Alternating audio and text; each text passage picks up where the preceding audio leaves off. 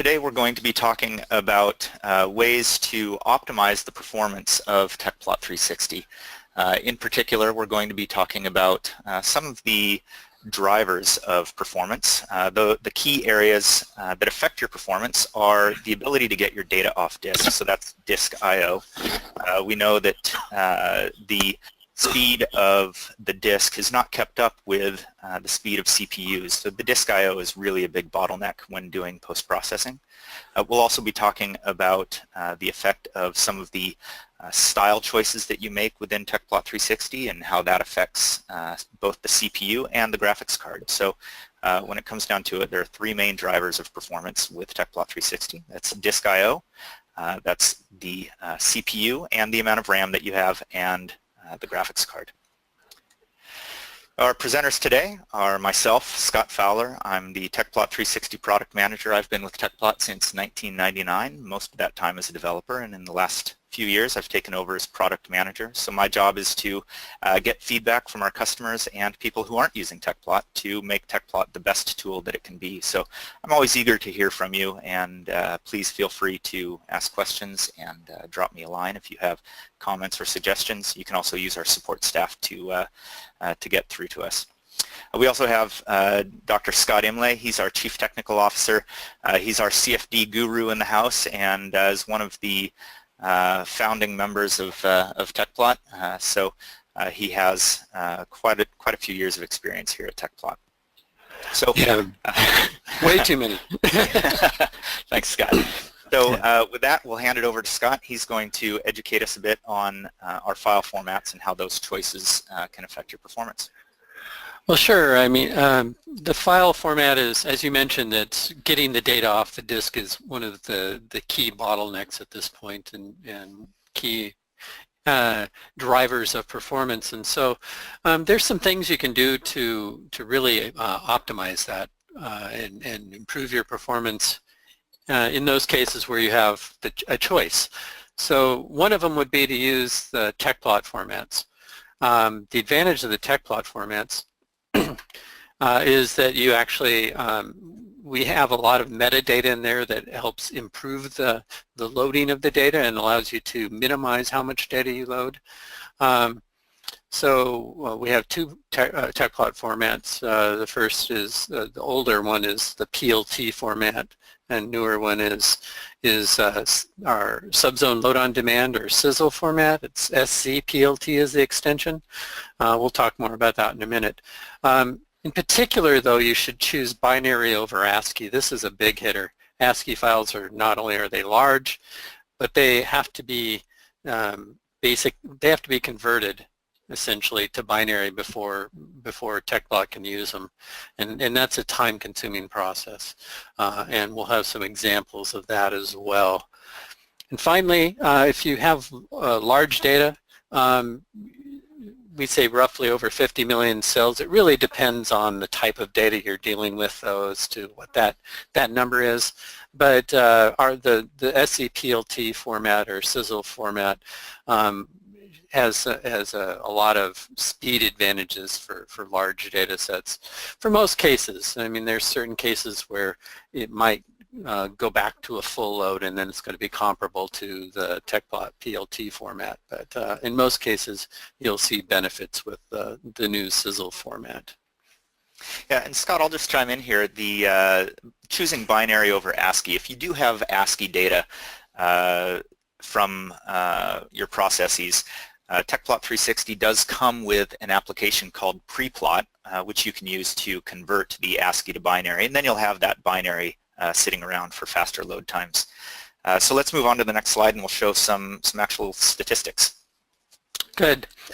Okay, so this is the times it took to load and generate the plot you see to the right. Now this is a structured grid. It's a large multi-block output from the overflow code.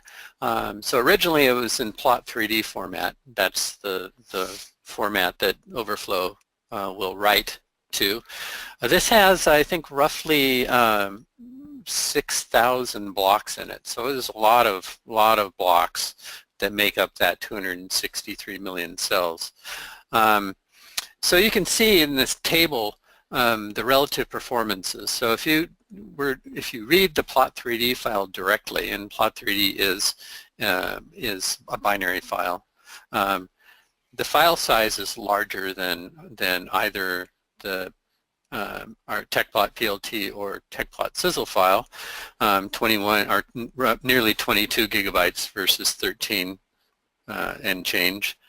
And the time is significantly longer. So it's 161 seconds. So you're talking 2.5, 3 minutes to load the Plot3D file versus 37 seconds for the PLT file and just 11 seconds for the Sizzle file. So the reason the Sizzle file is faster than PLT in this case is that it's you have it's only loading the subzones or the pieces of volume data near this slice that we're looking at, whereas the PLT will load all of the zones or blocks that are needed for that slice. So it's loading less data. And let's see. So the other important thing is the RAM usage. In this case, Plot3D loading into Tecplot was 4.1 gigabytes. It's a little over a gigabyte with PLT, and it's 0.6 of a gigabyte for the Sizzle format. Yeah, and on the previous slide I mentioned about how you can convert your ASCII data to binary. I'll also point out that to convert Tecplot, or really any format that Tecplot 360 can load, you can convert to the Sizzle format using Tecplot 360 itself. You can either do that through the user interface by loading your data and then using the option to write your data, or you can do it directly from the command line using a command line flag called -convert. The advantage of doing it that way is we don't check out a license, so you can essentially do it for free if you're interested in trying out the Sizzle format. Yes, and that's what you'll see on the next slide. If you have ASCII data, I would definitely recommend you do that. Convert it to Sizzle, or at least convert it to PLT. And so here we go. This is the next case. Now this is a much smaller case. 8.4 million cells. It's an unsteady impinging jet, so we're looking at animations as well. 81 time steps. So the file size is actually comparable to what we were looking at with the previous slide. It's just that it's distributed amongst a bunch of time steps. You can see at the right, it's an impinging jet, so this flow is hitting a wall, and then you get a lot of unsteadiness there, and that they were using this to look at aeroacoustics, or noise generated by the jet. So looking at the different file types again, and we're looking at two things in this case. That first is the time to first image. So this would be you're just loading the data and looking at the first time step. And we have a layout set up. So a layout defines the image, ISO surface values and the view angles, etc., contour levels. And so have a layout set up that creates this first image. And the time to actually load it goes from a little under 4 seconds for Sizzle to roughly 40 seconds for PLT, 51 seconds for Plot3D, and this is a big jump, and this is why you should avoid ASCII if you can. It's 4.3 hours to load that first image from a Tecplot ASCII file. So that's a huge hit. And if you actually convert your file to Sizzle, it takes roughly that same amount of time to do the conversion, because in both cases it's reading through this entire ASCII file and converting it into binary data. But the advantage of converting it first is you don't have to sit there while it's doing it. and wait. You know, you can do it in a batch job, say as part of the batch job that runs your CFD code, or perhaps a post-processing batch job, but it's much faster once it's been converted. Now these are all cached cases. The cache means that the data has it's fresh. So basically, the computer's been turned off, all the electrons have been allowed to settle out, and you turn it back on, and now there's no disk cache, there's no page caches, and you can it's all clean data. And this is kind of representative of a file that's been sitting there a while, and hasn't been read recently. If you read it recently, these times would be different, and you would see less advantage with Sizzle because some of the data is in memory, in effect. But I think this is more representative of what you'll find with a data that's been sitting around for a while. So if you look at the animation, you don't see as much gain with Sizzle, and in fact, even in the memory, you don't see a lot of gain with Sizzle. And this is indication of a small data set, that the memory doesn't change that much, and so you don't expect. Since you're loading most of the data to get these isosurface, you don't expect a big gain with Sizzle. A factor of 10 we get is a little surprising, in fact. But in animation, you see essentially the same times for all Sizzle, PLT, and Plot3D. And roughly the same memories, although the Plot3D uses a little more memory. Surprisingly, ASCII is faster for animation. Once you've waited the 4.3 hours, it goes through it roughly twice as fast as it does with the binary formats. Overall, it's much slower, of course, because you've had to wait 4.3 hours. But the reason for that is, as part of converting this ASCII file, it reads through the file 3 times, and so that data is very heavily cached at this point. And so it's much, you see it is quite a bit faster because of the caching. And so these first 2 examples that we've seen are structured data sets. Let's move on to the next example, which is an unstructured data set, where you're going to see a really large advantage with the Sizzle format, Scott. Yeah, that's right. The Sizzle format really shines with the unstructured data. For a couple reasons. One is really we do pretty well already with PLT with structured data, and oftentimes we have, for instance, we looked at for the wind turbine case, you already had 6,000 blocks, so it was already broken up into pretty small pieces, and Tecplot only loads those blocks or zones that it needs to generate the image. So for that slice case with the wind turbine, it didn't load all of the blocks because some of them were not needed. They weren't in that X range, range of the X coordinate. But in the finite element cases, you generally have one large or a small number of large zones that has all the data. So in this case, you can see this transport aircraft on the right. There's one large finite element zone of 180 million cells. And so breaking that up into smaller pieces and only loading those pieces you need gives you a very big advantage.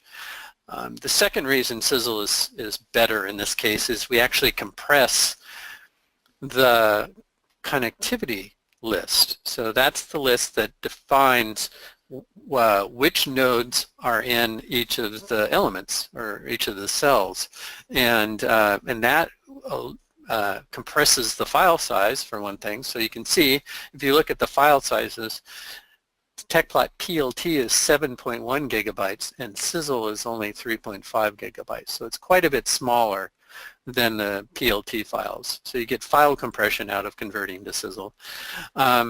And that not only reduces the file size, but it also reduces the time to load, because it's an I/O bound, and so you're only loading half as much, far less than half as much data in the end. So and then looking at the times between PLT and Sizzle, it goes from 26 seconds down to 8 seconds. So again, a big time jump. And I believe this is partially cached data. Is that true, Scott? Yeah, when I did this test, unlike the previous slide, this uses some data caching from having been opened previously. Yeah, so if it were uncached, you would see a bigger benefit from Sizzle probably.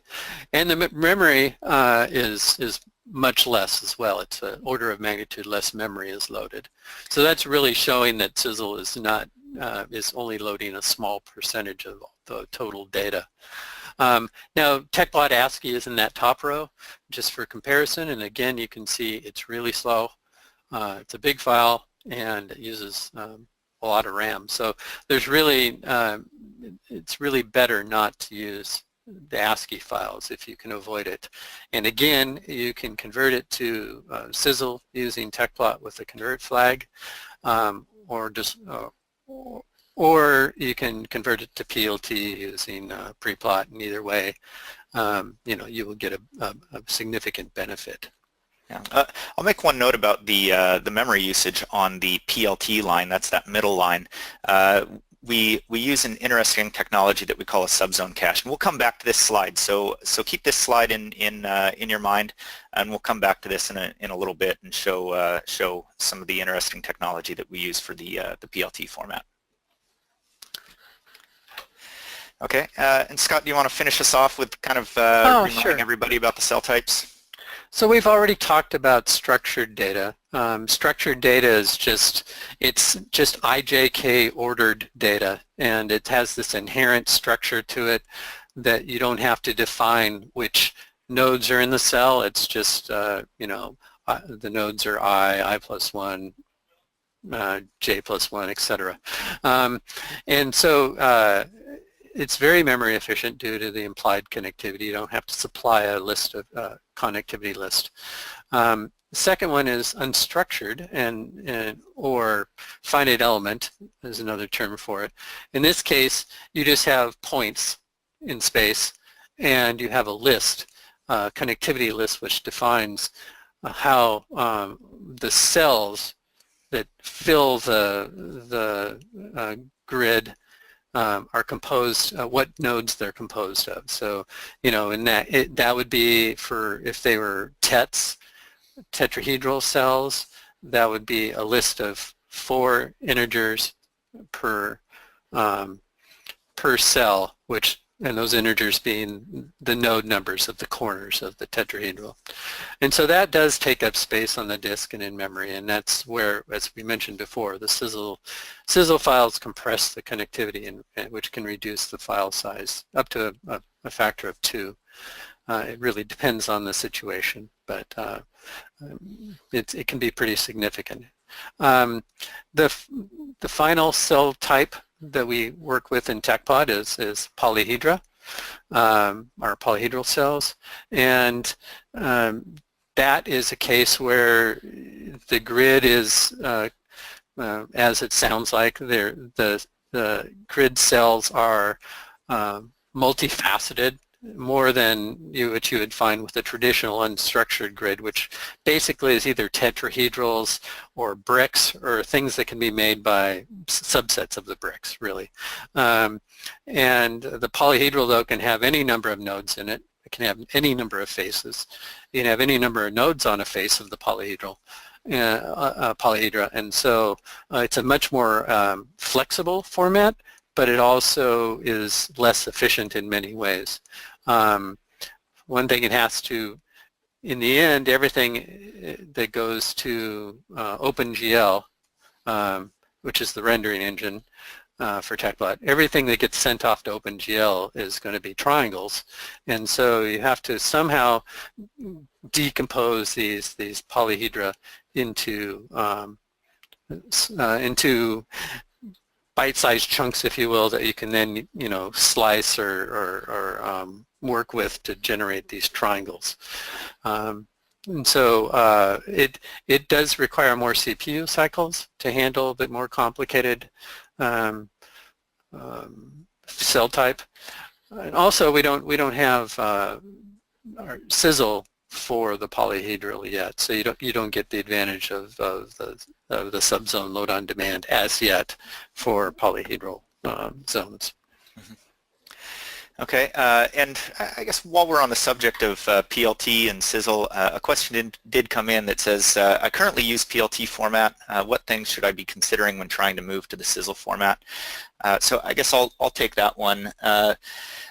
As you saw on the previous slides, the sizzle format has a much greater benefit if you're using unstructured data, and particularly if you're using larger data sets. So if you are using unstructured grids, if you're using cell counts that are large enough that you are running into constraints on RAM, that's going to be the biggest benefit of moving to sizzle. Other than that, everything that you can do with PLT format, you can do with sizzle.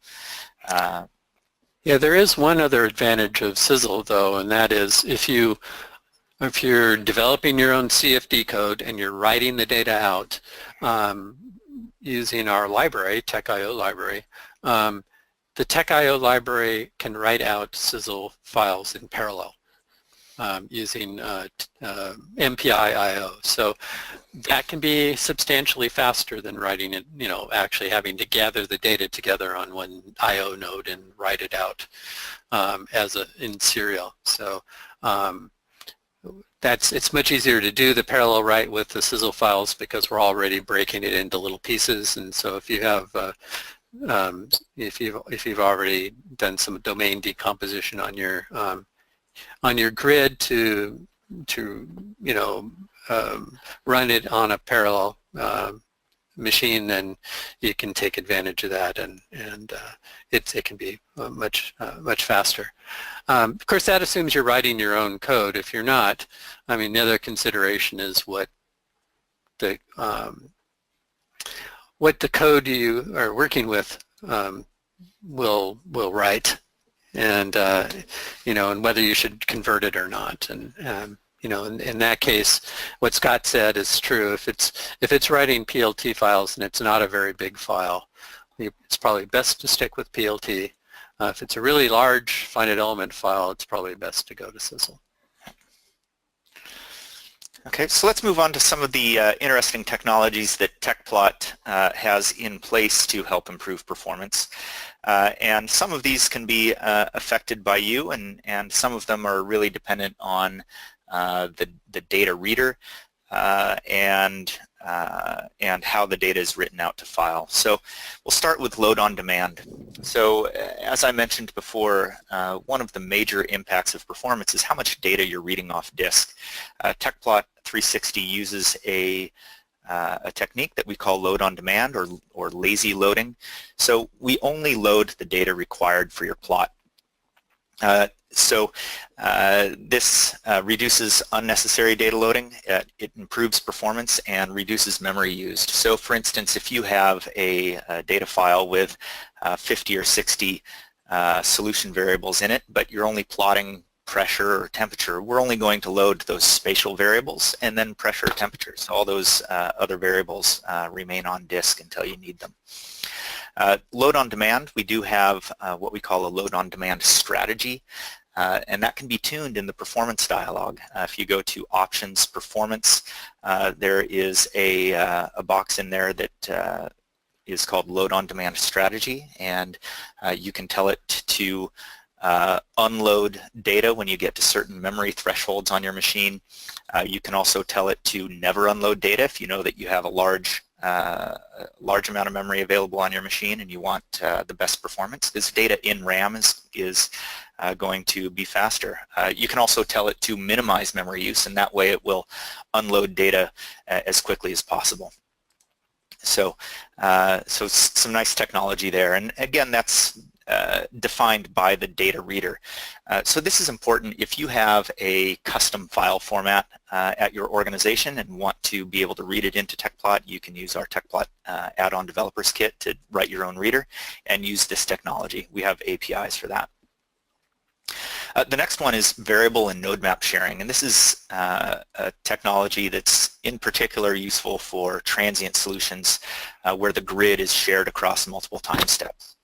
And what this does is it reduces the file size on disk by using those XYZ spatial variables and only describing them once in the file. So in that impinging jet case, you saw it had 81 time steps. If you had to replicate those 81, the XYZ variables for each of those 81 time steps, that would take a lot more space on disk, and it would also force us to read that off disk. So by using variable sharing, that will reduce the file I/O, which again improves load times and reduces memory usage.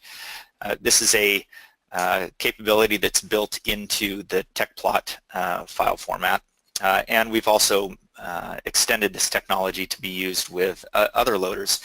For instance, our Fluent loader, we recently added this capability for transient data. So if you're using the Fluent file format, the Tecplot 360 2017 R2, you'll see much improved load times for Fluent data, and we have statistics for that available on our website.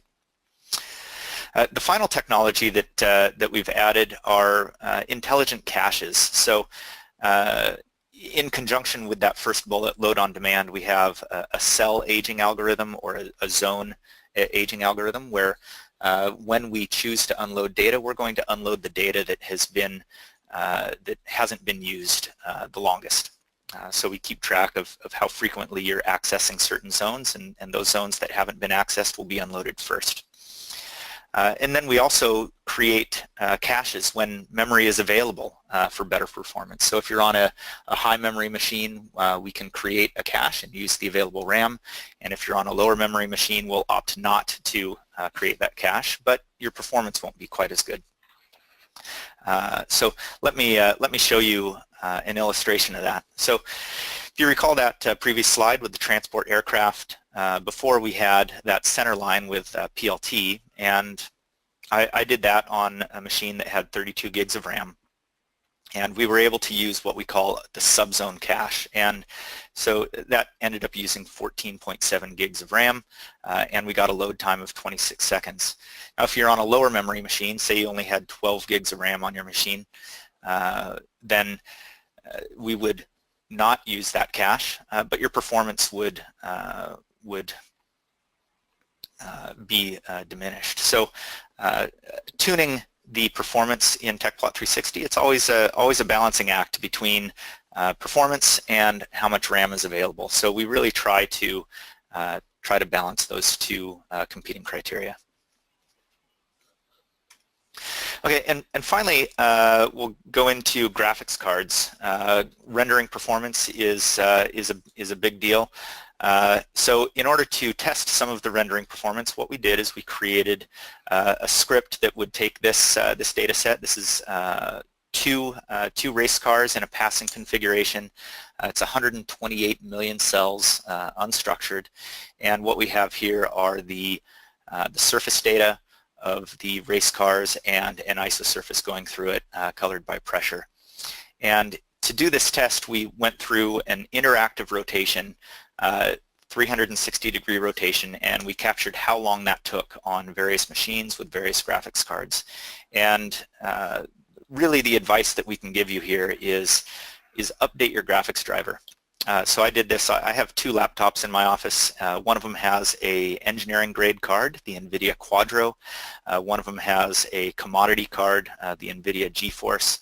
And you really see how the frames per second is affected by your video driver. So on the engineering grade card, the frames per second went from 29.7 up to 30.2. Not a big difference there, so pretty well optimized between those two drivers.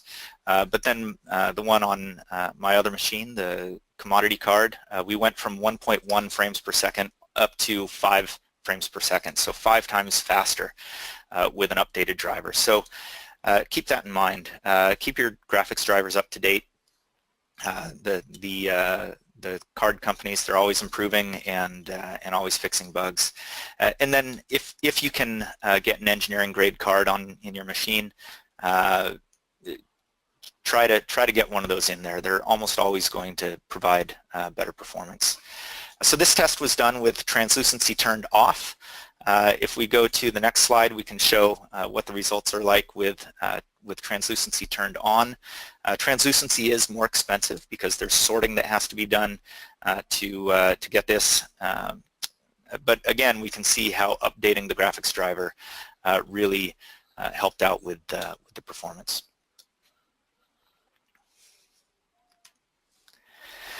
Okay, so how do your style choices affect performance? So, Tecplot 360 gives you a lot of choice on style, and I'll just point out a few style choices that you can make or choose not to make, and how they affect the performance. When you turn on translucency on your plot, it's fairly expensive. It requires sorting of the data to make sure that the cells are rendered front to back to get that translucency to look right. And we also can't take advantage of some of the capabilities that OpenGL gives us, such as triangle strips. Triangle strips allow us to reduce the context switching on the card. So translucency, fairly expensive. If you can kind of get your plot in the way that you want without translucency and then turn it on last minute, you'll have better interactive performance.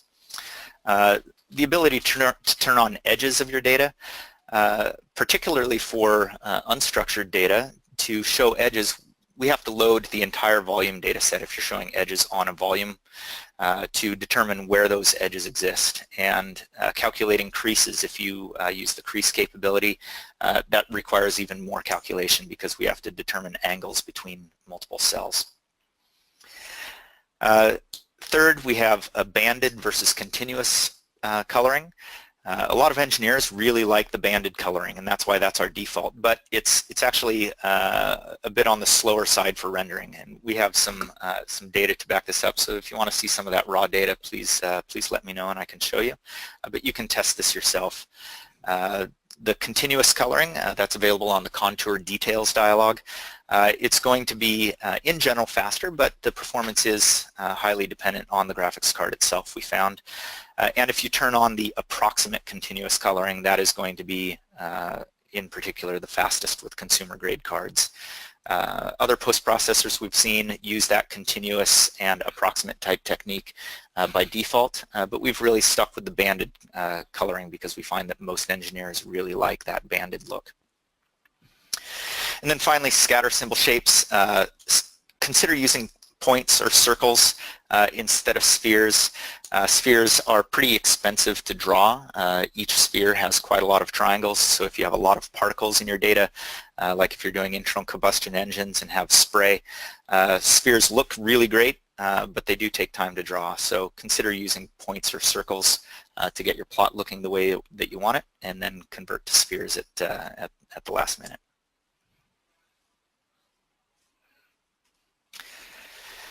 Okay, and to continue along here, isosurfaces can have a huge effect on your plot, so choose your isosurface values carefully. This plot on the right is showing that 263 million cell wind turbine with isosurfaces of Q criterion at various values. You can see with the low values of Q criterion, we're creating an isosurface with 120 million triangles, which is really going to overwhelm a lot of graphics cards. And then as you move that Q criterion value up, you can see that the isosurface gets much more sparse and really reduces the cell count that is passed on to the card. So to help if you actually do want to look at all of those triangles, you can do some things to help with the performance. In the performance dialog in Tecplot, you can cache lightweight graphics only, so this is going to reduce the load on your graphics card. You can see that in the dialog. It's outlined with the box.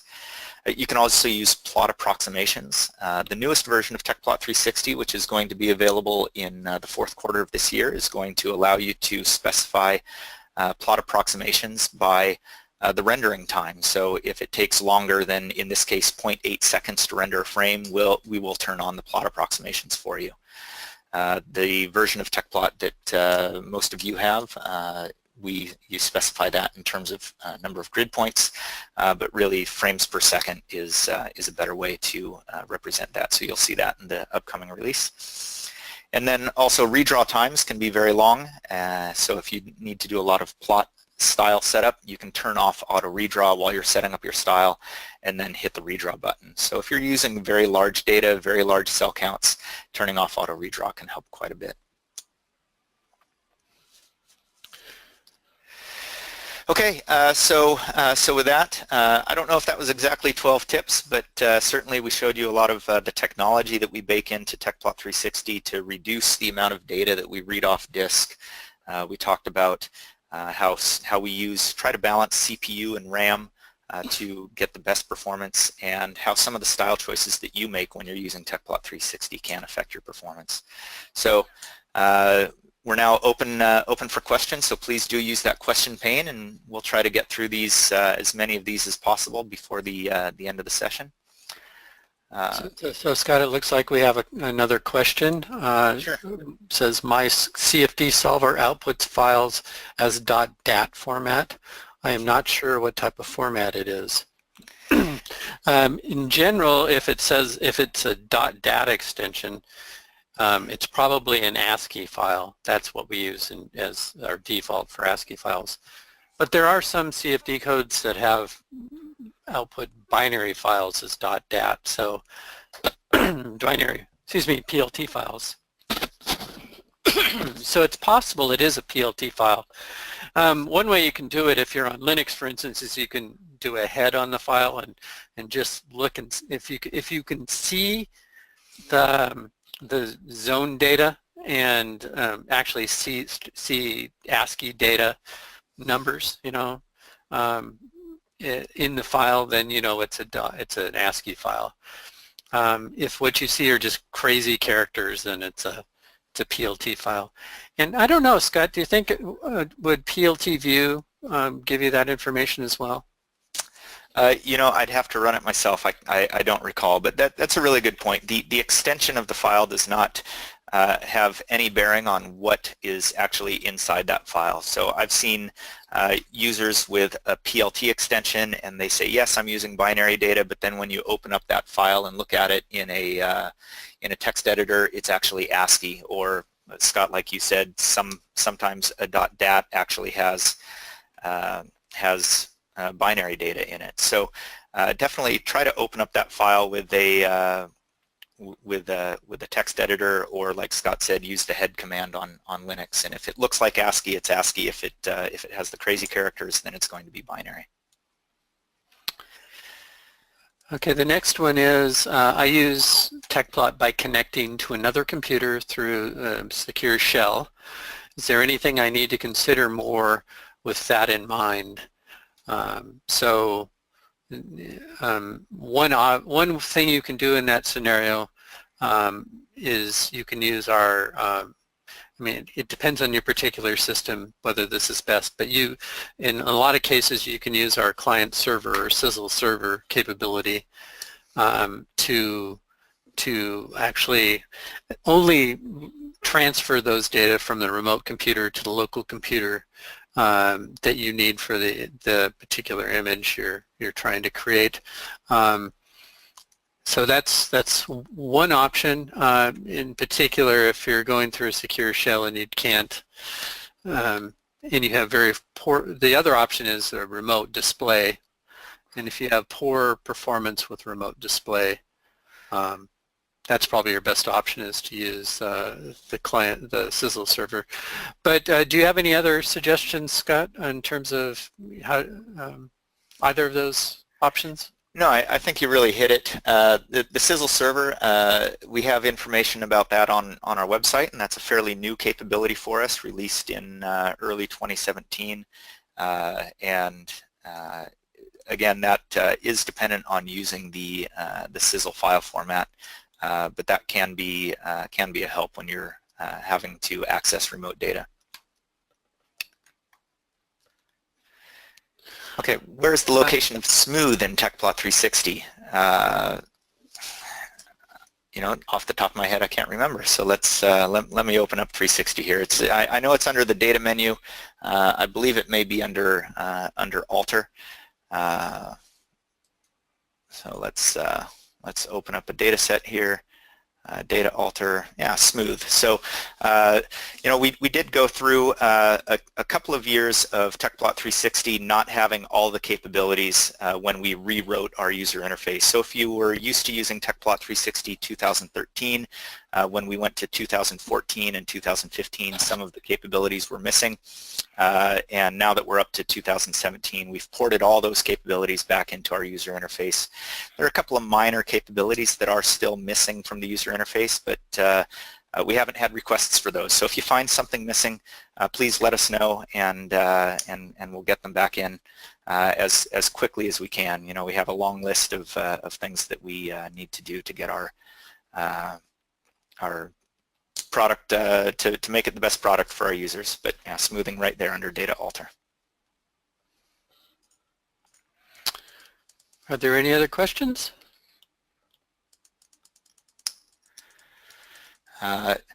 Looks like no other questions are coming in. So with that, we'll thank you. Oh, here comes one more. Will Sizzle be as performant with a moving mesh? Scott, do you want to take that one? Sure. The answer is yes. It's the same. Well, let's put it this way: Sizzle can take advantage of the variable sharing. So if you have a fixed mesh, it'll be faster than if you have a moving mesh. But if you're comparing Sizzle to PLT or Sizzle to some other file format, in general, with a moving mesh, Sizzle will be faster than PLT with the same caveats as before. You know, if the data is large or the data is finite element, you will see advantages with Sizzle with the moving mesh.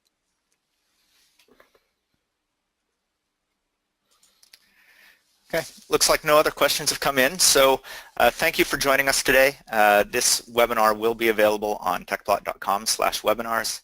For more information about Tecplot 360, visit our website at the link provided. And as always, if you are paying for maintenance, you can always contact our support team, support@tecplot.com. We're available here 6:30 a.m. to 5 p.m. Pacific time. And if you're in buy Tecplot from one of our distributors, you can get support from them as well in your local time zone. So thank you very much, and have a good day. Thank you.